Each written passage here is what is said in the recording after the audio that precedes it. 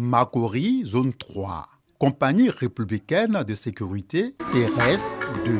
Abritant également le siège du FPPN, Fonds de prévoyance de la police nationale. Ces fonctionnaires de police, membres de l'opération dénommée Entraide fin de carrière, reçoivent des chèques. C'est la somme de 282 707 472 francs CFA qui sera remise à 196 fonctionnaires de police adhérents. Cette épargne vous permettra de supporter la période de soudure, le temps que la Caisse générale des retraités et agents de l'État, CGRAE, puisse vous prendre en charge. Le porte-parole des futurs retraités, aujourd'hui des bénéficiaires de produits et services du FPPN, exprime la satisfaction du groupe.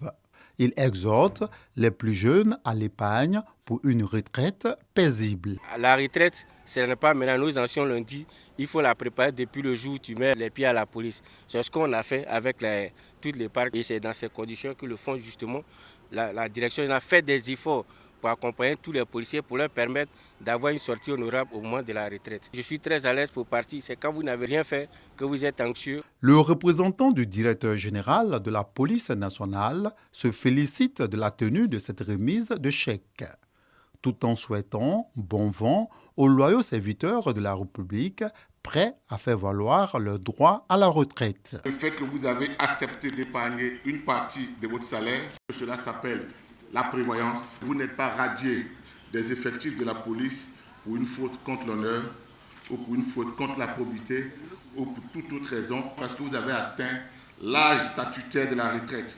Cela signifie, chers collègues, chers récipiendaires, que vous avez servi votre pays avec bravoure et abnégation. Le Fonds de prévoyance de la police nationale compte à ce jour 120 mutualistes et leurs ayants droit.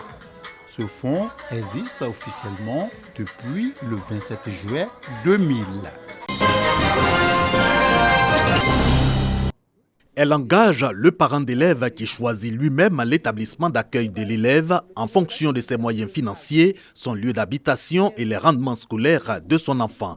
L'affectation en ligne des élèves en classe de 6e a atteint le seuil des 98% en 2022, soit 4 ans après son lancement avec 66% comme taux de pénétration dans la population scolaire. Des chiffres de la direction de l'orientation et des bourses donnés à l'atelier bilan de l'affectation en ligne des élèves en 6e et en seconde. Pour la seconde, nous avons fait dans 5 drains et nous avons constaté que il y a des élèves qui n'étaient pas concernés par le projet, qui étaient dans d'autres drains, qui se sont invités dans l'affectation. Il y a aussi des zones où il n'y a pas de couverture en téléphonie mobile et puis il n'y a pas suffisamment d'établissements dans certaines zones.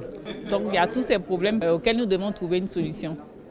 Le programme d'assistance pour la gouvernance de la délivrance des services de base aux citoyens et les autres acteurs de l'orientation unanime sur le succès de l'affectation en ligne des élèves en classe de 6e retiennent donc l'attention de l'atelier, les forces et faiblesses de l'affectation en ligne des élèves en classe de seconde, 5 jours de réflexion pour arrimer la latitude réservée à la population scolaire à la vision du ministère de l'Éducation nationale et de l'alphabétisation, celle de voir plus d'élèves orientés vers les séries scientifiques.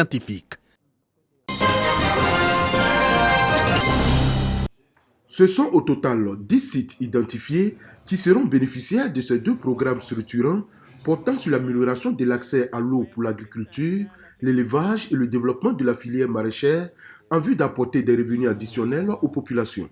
C'est ce qui ressort des conclusions des études menées par le cabinet Cher, spécialisé dans l'hydraulique, l'environnement et la réhabilitation des infrastructures, dans le cadre du projet d'appui au développement écologique et économique des territoires ruraux et côtiers dans la région du Gontogo. La région de Gontogo a identifié 2 programmes structurants.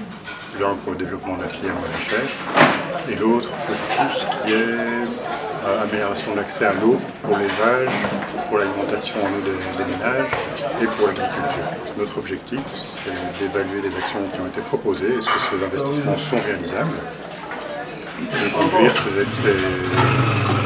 conduire ces études jusqu'à un niveau dossier d'appel d'offres qui permettent de lancer des marchés dans le cadre du programme du plan triennal de la région.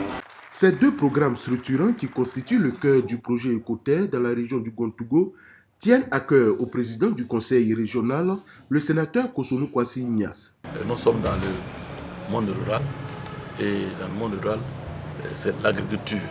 L'agriculture, ce qui fait l'agriculture, c'est l'eau d'abord. L'objectif pour nous, c'est de créer de nouveaux aménagements et d'entretenir les anciens pour permettre à nos parents de s'adonner correctement à l'agriculture.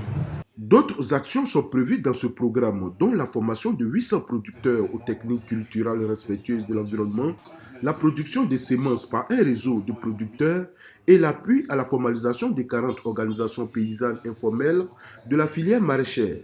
Ces projets, faut-il le rappeler, sont financés par l'Agence française de développement AFD et ce dans le cadre de la mise en œuvre de la deuxième phase du contrat de désendettement et de développement C2D.